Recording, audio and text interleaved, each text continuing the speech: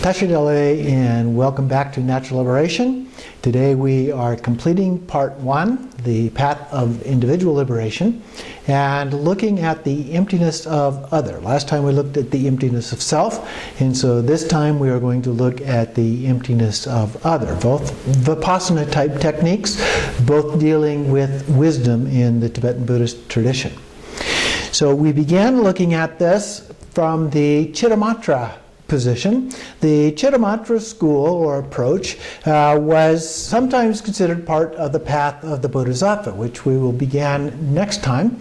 And sometimes it is also considered to be part of the path of individual liberation. I have included it with the latter because the technique that is used here is very much apart from the Buddhist point of view, Tibetan Buddhist point of view, very much a part of this tradition, the path of individual liberation.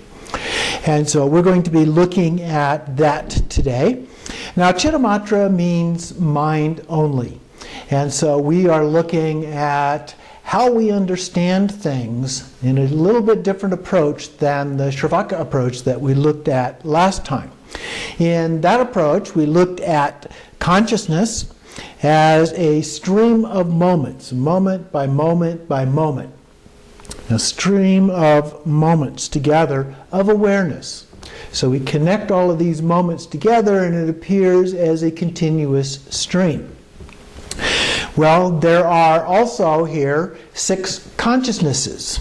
Remember in the Shravaka approach we talked about the consciousness associated with each of the 5 senses. So we had eye consciousness, ear consciousness, nose consciousness, tongue consciousness, and also the ear consciousness. So the 5 senses plus thought consciousness. And so those together form the 6 consciousnesses within both of these 2 systems. Now, when we think about these, particularly the 5, the sense consciousnesses, we think of them as being out there. So when we see something, we see it as out there. When we hear something, the sound to us is usually something from out there. Now, there are some sounds, of course, that sound from inside of us, but for the most part, sounds appear to be coming from out there somewhere. And similarly, smells and touch. Taste is a little bit one way or the other. It still has a sense of being out there, even though it is in our mouth, and that's how we appear to be tasting things. But this is where the division comes between the Shravaka and the Cittamatra point of view. When we talk about something being out there as opposed to in here, how do we know that? And this is the question that the Shravakas asked, the Cittamatras asked as a part of that. When we perceive something as opposed to the actual experience of that.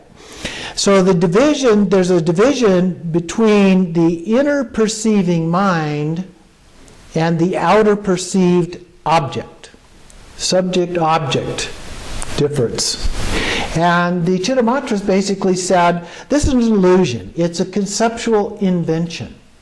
That in fact the only part of this is actually what happens in the mind, our experience of this. We experience it as out there, but the actual experience is in our mind. We tend to point to our head. Tibetans tend to point to the heart. But we experience it in that way, as if it's out there. But that's an illusion. The experience is inside. And so this is the difference. This is what the Cittamatras were talking about. Furthermore, they said there is no proof that it is actually out there. Show me the proof. And no one could show proof that it is out there. In fact, everything happens in our mind, and if you were able to come up with proof, most likely the proof itself would be perceived through the mind.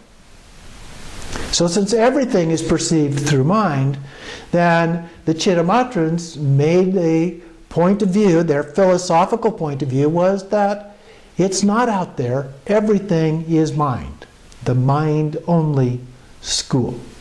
Now we'll see another mind-only school a little bit later on, the Shintong school, but for right now, we'll look at the Cittamatra point of view. And so as a part of this, they even said, well, even suffering is a play of our mind, the experience of suffering. So if we can change the way we perceive things, our understanding, our experience, we can overcome suffering in that way. So that is the idea here. Now in the dream example, you recall that the Buddha used the dream in many of his examples. And in the dream example here, the Cittamatrans ask the question, how do you know that you are not dreaming right now? How do you know that this is not a dream?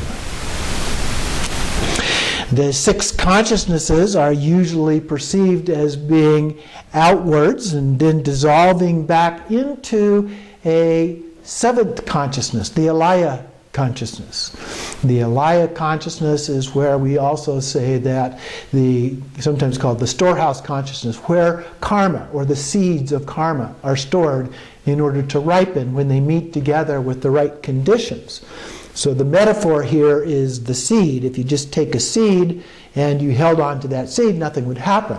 But if you put it in the soil, you add water, you also add some fertilizer and so forth, the seed begins to sprout. And with sunshine and air and so forth, we get photosynthesis and it tends to grow into a plant.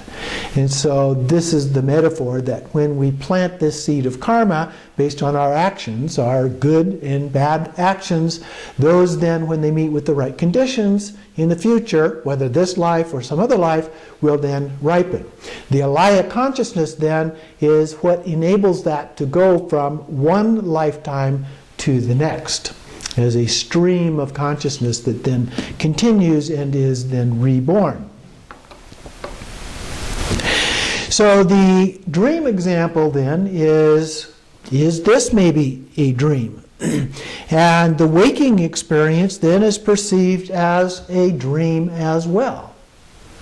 So when we are awake, it's none other than a dream. So in Buddhism, we frequently talk about this as being dreamlike. It's a metaphor. It's not actually a dream, but it's a metaphor. It's like a dream. Or we say it is like an illusion, or it is an illusion. It's not the way that it really is. We perceive it as being permanent or independent or partless, our criteria for having inherent existence, when in fact that's not the case. When we do the analysis, we discover that's not the case. Last time we did the analysis on self. This time we'll be doing the analysis on other things, things that we perceive as being out there.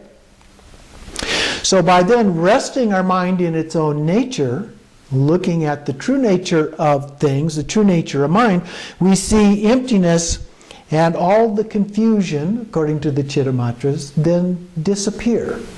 Because then we understand it, and mind becomes bright and clear and self-aware. So that's the Cittamatra point of view here. And so the wisdom mind, the jnana mind, then is an 8th or ultimate consciousness. Okay, so we had the alaya consciousness as a 7th consciousness where things are stored. And then the ultimate consciousness is the jnana consciousness, or jnana mind. And so we experience this as a natural spaciousness and clarity of awareness. For Cittamatrans then, suffering cannot exist in the presence of wisdom. If we really understand the true nature of objects out there, as well as self, we cannot experience suffering. It does not exist from that point of view. The alaya consciousness has been purified, and therefore suffering no longer exists. So the 2 obscurations, we talk about mental obscurations and afflictive emotions, the 2 obscurations no longer exist. They dissolve. And as a result, these kleshas, we sometimes call them, that lead to attachment and aversion, and then suffering, disappear and we achieve enlightenment. So the most subtle level of every moment of consciousness is purified, and there's not even a shadow of a difference remaining between mind and the objects of mind. So the emptiness of this duality is cleared away, and the light of wisdom mind, jnana mind, is experienced as a pure stream of self-aware moments of consciousness. So this is the Cittamatra point of view that we will be doing in this next practice.